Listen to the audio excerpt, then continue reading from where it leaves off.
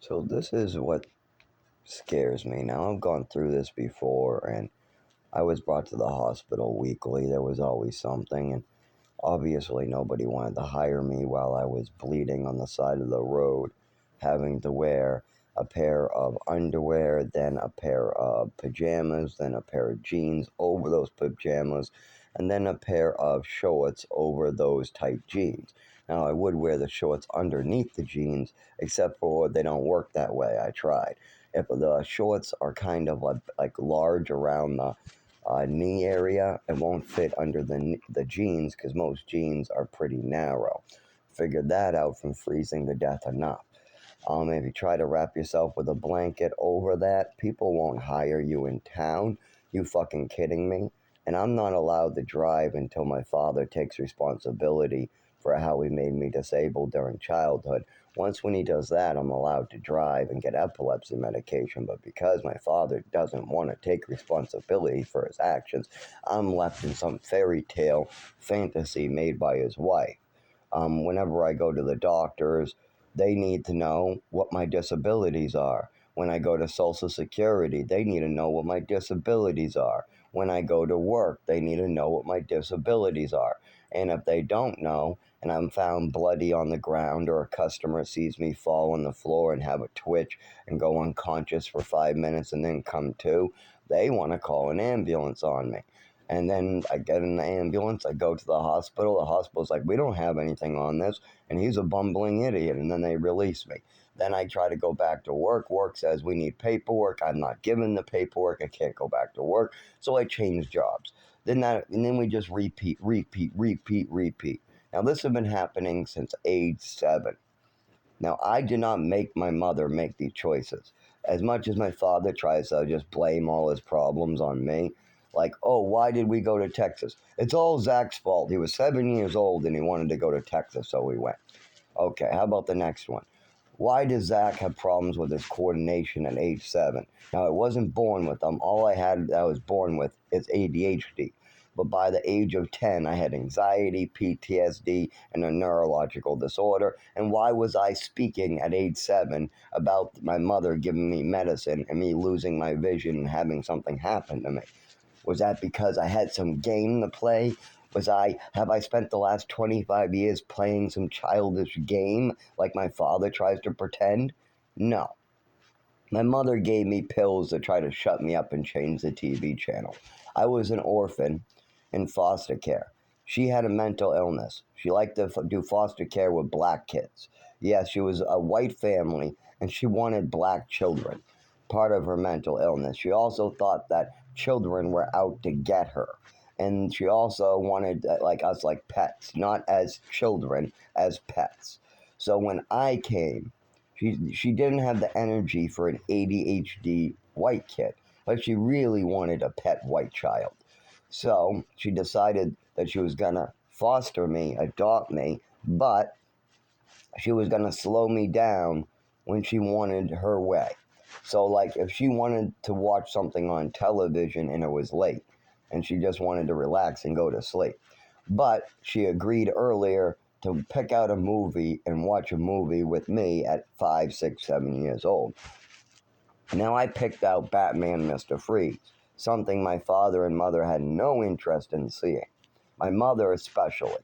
My father could pretty much just zone out to any movie, but my mother watching Batman Mr. Freeze, not gonna happen.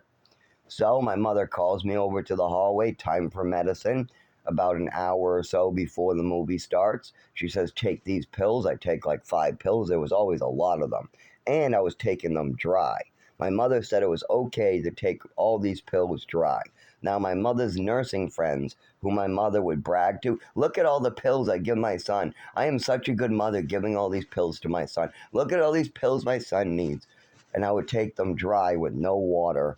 And her parents, not, oh my God, it's a neurological disorder. I'm thinking of my parents, and I'm trying to say my mother's friends. So my mother's friends, some nursing friends who used to see us in the kitchen while my mother was bragging about me and these meds, used to tell my mother, hey, you should probably have him take water with those meds. No, he's fine, my mother would say. He can take them dry. So anyways, she called me over to give me these meds. I took them. I experienced an overdose. She called the doctors or the hospital. They told her to bring me to the emergency room. My mother goes, it must be an allergy attack to these prescriptions that the doctors give him. And they told her that's impossible, that it's not possible for a child to have an overdose, lose his vision, lose the ability to walk and talk, and then pass the fuck out on a pile of newspapers as his breathing slows down just from the medications the doctors are prescribing. But then my mother got scared because she knows she slipped me some opiates or some of her own prescriptions to knock me out extra fast. So she goes, you don't know what you're talking about. You don't know, and hangs up on them and goes, we're going to let him sleep it off. And they never ever bring me to the emergency room or the doctors. Even when I wake up and my body is different, I'm walking different, I'm talking different, I'm moving different. Now, how do we know this? Because the doctors are telling my mother that I'm having problems moving my body, and this is all of a sudden. The teachers are calling me into the hallway and saying, there's a sudden change in your body. Has something happened at home? Is there some medication change? And this is right after the overdose. But as a child, I didn't know what it meant. I had no clue when the teachers are calling me into the hallway, asking me about medication changes, asking me if anything happened at home, telling me that I'm having differences in my body movements, differences in my speech for the rest of my goddamn life. I had no clue what the hell all this meant. All I knew is my mother called me in the hallway, gave me meds, and then something terrible happened to me, and then I woke up different. And I spoke about this at the doctor's office. So it's been 25 years, but I'm still suffering. I'm still not allowed to work. I'm still not allowed to get help at the emergency room. And if I try, it just is some wacky games. They screw with me. They think that I'm in there to show off my testicles and balls, and I'm having some fun and games. I came to the emergency room for fun and games is what they think. When really, I've been brought there unconscious. I'm bloody on the side of the road. I have blood in my testicles. I am pissing black in my bathroom. That's why I'm going. But to them, screw with the kid. Screw with the kid. That's what he needs, getting screwed with. When I go to work, they're like, why are these doctors not helping you? We've seen enough to know it's real. Why are these doctors not helping you? Call the medical board. Call the medical board. I got nurses in hallways at emergency room calling medical boards on my behalf. I got my manager as an emergency contact calling the medical board. I got neighbors calling the medical boys named Gary down the street. I got people who want to call the medical board because I brought them in. I've had them heard it. I even changed them to my emergency contact, and they think that the medical care in this state is shameful. But really, it's my mother and father who are shameful. My father, all he has to do is take responsibility for his actions, and I don't have to go through any more pain and suffering. But he wants me in as much pain and to suffer as much as I can to cover up his mistakes. And he wants to go, it's a fantasy. He hasn't proved it enough to me. I want some more dancing monkeys. I want some more dancing monkey stuff. So he wants as much proof, and then he'll just look for the next proof. Okay, you prove that one, but you haven't proven this other one. Okay, you prove that one. But how about this other one? Meanwhile, your wife drinks herself to death, dies, and what? And then your new wife is bringing drugs into the house that I take and get stoned. But they can't take responsibility for their actions, so I have to fucking hide it. Because if I say, well, yeah, I got high, I did. Yep, I got high as a fucking kite, and my nervous system was out of whack because I was so high. But the drugs I took were your drugs, the best drugs you can get. Xanax bars and Perk 30s that were illegal and prescribed to a dead person that needed to get turned in and thrown away. But instead, you're bringing it into my house, I don't even want to be there. I want to have my apartment that I earned and worked towards. But instead, my father stole my rent money, lied to the program that was getting me my first apartment, lied to me, lied to the state, and then was being brought to court. And then I had to bail him out if I wanted to get any information about my health care that they were holding hostage. If I wanted to honestly go to the doctor and figure out what was wrong with me, I had to pander to my mother and father's wishes. So I bailed them out of trouble with Social Security. Never even with a thank you. Instead, they just gave me more shit and lied to the whole family, saying I was coming home to take care of mom. I don't think that any of my family members, my sister, my brother, I don't think any of them were told the truth about my father being brought up on charges, and I just made them all go away. I don't think anybody got told about it, and I don't think my father is honest enough to admit about the full extent of his actions. I don't think he understood the full extent of his actions. I think my father is so greedy, he thinks he can steal, and there's no consequences for his actions for other people. Hey, yeah, all I did was misappropriate funds. I just took money that was supposed to go to Zach and put it in my own bank account and then use that for my own house. That's not a big deal. Well, how about the fact I missed out on my Social Security classes? How about the fact that that's taking away my first apartment? How about the fact that I was in the wrong classes for a year and a half? How about the fact that I get thrown out of my housing? How about the fact that I wasn't able to use that money to try to better myself into my first apartment? How about the fact that I then had to switch back to a different program last minute? How about the fact that you made a deal and then you didn't take it? How about the fact that you guys were holding on to my health hostage and that's why I had to bail you out? How about the fact that if I didn't bail you out, you guys would have blamed me? How about all those facts? Is that not wrong too? No, no, no, no, no, no. I don't want to talk about it. You're just some bad kid. Yeah, you're a bad kid. Yeah, yeah, yeah, yeah, yeah. That's all I get from these people. So now, I'm 32 years old, trying to live my own life in my own apartment. I can't go back to work because my father won't take responsibility and I can't get treatment from a hospital. I needed epilepsy medication years ago, and I needed paperwork on my disability. I asked the doctors to give it to me. I talked to my family. My family said, no, they want me to suffer some more for them. They said, no, no, no, suffer some more for us. No, no, no. We don't believe it. We believe it's some fantasy. Meanwhile, they're sinking into a dead woman's fantasy to try to just feel better about themselves. No, no, no. We have a bunch of ideas about you, Zach. Ideas. Do you have any proof that I ever did anything bad? Well, we have an idea that you tried to burn down a house when you were 6 years old. An idea. Was there any burnt house? Was there any material that was burnt? No, it was just Patricia and you coming up with a story that you were trying to burn down a house. So my mother, who was crazy, who was a storyteller, who tried to convince a 5-year-old and 6-year-old a bunch of mental illnesses to cover up her mistake. The same 5-year-old, 6-year-old that believes Santa Claus is coming down the chimney, rubbing his frickin' nose. That person who believed Patricia that a fat man could rub his nose and squeeze down a chimney. And that same kid believed Patricia when he played with matches trying to see the glowy thing. He struck the match on the striker board, looked at it, it didn't glow. Took the next match, looked at it, didn't glow. He went through the matches, there was a half a book there, he couldn't get any of them to glow. Now, what was the purpose of this 6-year-old doing this? The same thing that all the other 6-year-olds do this for. They're curious about fire. They want to see the glowing thingy. Look, they lit a candle. I've never seen that in the program. How does that work? We don't have candles in the program. How'd they light that candle? And there's a book of matches on the counter. I'm going to take that book of matches off the counter and I'm going to try to see the glowy thingy. That's it. But then you have a crazy mother coming in there going, you could have burned down the house, so you're trying to burn down the house. You admit it. You're trying to burn down the house. I don't know. I don't know. I don't know what's going on. You're trying to burn down the house is what's going on, because you could have burned down the house doing that. You see that pile of matches right there? You see that pile on the floor? Yeah, you see that? That means you're trying to burn down the house. And when I get your father over here, you better tell him that you tried to burn down the house with those matches. And of course, I'm all confused now.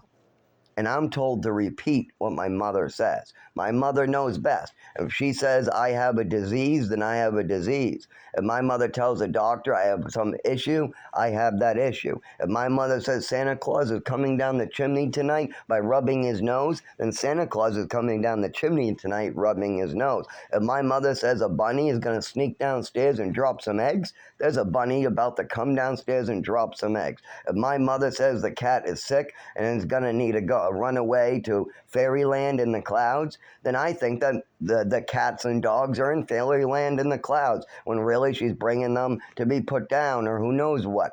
When there's any issue like that and your mother tells you something and you're 6, 7 years old, you believe it.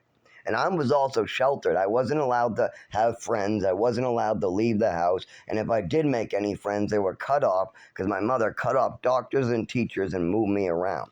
Like, for instance, when the teachers and doctors started to realize what my mother was doing to me at age 7, my mother cut off all doctors, all teachers. My father got a job offer in Texas. My father did not want to go. He said, no, we're not going to Texas. But my mother insisted, she insisted, she insisted. She got my father to take a vote. She said, yes, we're going to Texas. My father said no. Now the 7-year-old said, yes, no, yes, no, yes, no. Yes, I want to go. No, I don't. Yes, I want to go. No, I don't. Because he doesn't know what side to take. But then the mother brings him into a room and says, stick to yes. So the son sticks to yes. That's simple. We go to Texas. They now manipulated a 6-year-old, and my mother is now going to Texas to avoid responsibility for her actions. But what is she telling my father? I want a change in scenery. That's why we're going. I want a change in scenery. Like a fucking vacation. You're moving, you're selling the house, you're moving an orphan halfway across the world while he's having medical conditions. You're cutting off his education because you want a change in scenery. And my dad, why is he getting a new job offer? Why did he take the job offer? Well, because my 6-year-old son said so, is what he's been saying for years. He said we moved because of me, a 7-year-old wanted to go. Anyway, so we moved to Texas. I have no doctors, nothing, and my mother gets to manipulate any paperwork she wants until I tell the doctor that I took some medicine in Westford, made me sick, and I've had problems moving my body ever since. We barely get anywhere with it because the first time I mention it, my mother gets mad at me. She tries to cover it up. She goes, I don't remember. I don't know. Well, we're in Texas. In Massachusetts, my mother goes, yeah, I gave him some medicine, and it was just an allergy attack to the medicines the doctors wanted him on. And then the doctor goes, what medicines were those? I don't remember. And then she doesn't bring me back to those doctors. And she's always trying to just do psych doctors. She wants to avoid all primary cares. She wants to avoid all neurologists. And when the doctors are talking about coordination issues with me having problems moving my body, anybody would know neurologist. Nervous system. He's having problems moving his hands, arms, legs, feet. He's having problems moving his body. And he never had a report of this until age 7. I was swimming fine, I was moving fine, and then all of a sudden my mother gives me some pills and it's like somebody hit me with a bag of rocks, and then I wake up with a different body. It's very obvious that it happened that day. Where I was sitting in Westford in the living room, my mother calls me in the hallway to give me medication.